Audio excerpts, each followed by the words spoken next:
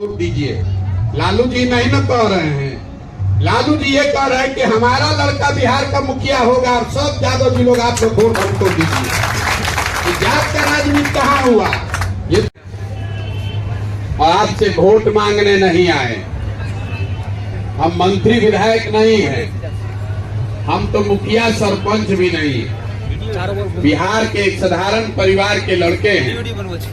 हमारे प्रमाण दिखा दीजिए और हम कल से मोदी जी का झंडा लेकर चलने को तैयार हैं।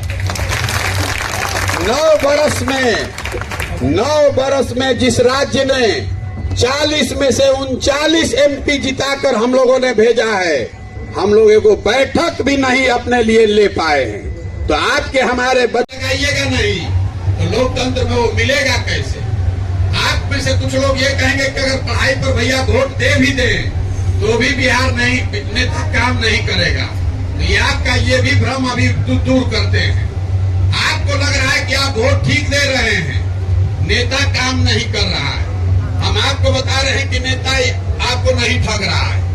अगर आपको नेता ठगता, एक बार ठगता, दूसरा बार आप जान जाते, 2 बार ठगता, तीसरा बार आप जान जाते। खत्म नहीं होने वाली, चाहे जितना रोड बन जाए। बिजली पहले नहीं थी, बिजली अब आ गई है, उससे गरीबी थोड़े ना खत्म हो जाएगा। पहले रोड कुछ नहीं है तो भैंसे गाय पाल लेते, वो क्यों नहीं कर पा रहे हैं? वो इसलिए नहीं कर पा रहे हैं कि बिहार में 13 करोड़ लोग रहता है और 80% आदमी, 100 में 80 आदमी दिन में 100 रुपया नहीं कमा रहा है। 100 रुपया से कम कमा रहे हैं लोग। जब आप 100 रुपया से कम कमाइएगा तो आप इसमें खाइएगा क्या, बच्चे को क्या खिलाइएगा, पूंजी कहाँ से लाइएगा? तो आपके पास पढ़ाई है नहीं, जमीन है नहीं, पूंजी है होनी चाहिए। सबके हाथ उठावे के बाद कथा सुनने नहीं आए हैं आप, फिर से हम पूछ रहे हैं। बिहार में और कुछ हो चाहे नहीं, आपके हमारे सबके बच्चों के पढ़ने की व्यवस्था होनी चाहिए कि नहीं होनी चाहिए? सब ने हाथ उठाया है, पढ़ाई होनी चाहिए, पढ़ाई की व्यवस्था होनी चाहिए। आप लोग सब हमसे होशियार हैं। अब अपने अपने बच्चों का चेहरा याद कर लीजिए और दिल पर हाथ रखिए और बताइए आप में से किसने अपने बच्चों के पढ़ाई के लिए जीवन में वोट दिया है? जिसने दिया है तो हाथ उठाइए। एक भी हाथ किसी ने नहीं उठाया। यही आपके दुर्दशा का कारण है। जो आपको मालूम है, आपको किसी प्रशांत किशोर, किसी नेता की खेती किसानी को आमदनी वाला न बनाया जाए।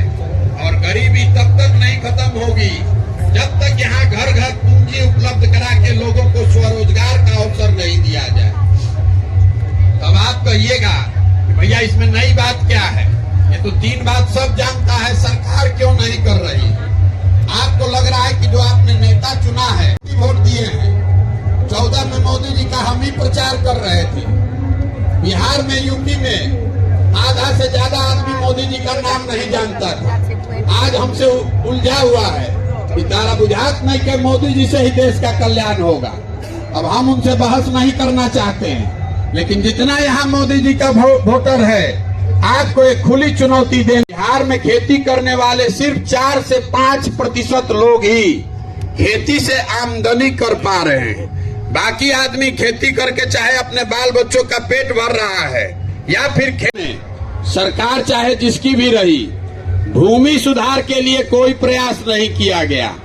नतीजा ये है कि बिहार में 60% लोगों के पास, 100 में 60 आदमी के पास एक धूर जमीनें नहीं है। देश में सबसे ज्यादा भूमिहीन लोग बिहार में हैं। लेकिन उससे ज्यादा परेशानी इस बात से है कि गरीबी और पिछड़ापन से।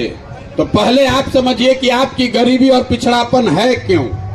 देखिए, दुनिया में जितने विद्वान हुए हैं, उन्होंने गरीबी से निकलने के लिए समाज को 3 रास्ते बताए। पहला रास्ता है पढ़ाई। अगर समाज में आप और आपके बच्चे पढ़ लिख जाएं, अच्छा पढ़ लिख जाएं, तो आपका जीवन, आपके बच्चों का जीवन। स्कूल में, कॉलेज में भी पढ़ाई नहीं हो रहा है। कॉलेज में डिग्री बंट रहा है, स्कूल में खिचड़ी बटा रहा है और कॉलेज में डिग्री बटा रहा है। तो आपके बच्चे पढ़ेंगे ही नहीं तो मजदूर नहीं बनेंगे तो कलेक्टर बनेंगे, 5 लाख से कम बच्चे ही बिहार से बाहर जाकर पढ़ाई कर पा रहे हैं। 13 करोड़ की आबादी है। तो ज्यादातर लोगों के बच्चों के पास अच्छी शिक्षा का अवसर नहीं है। तो पढ़ाई का जब साधन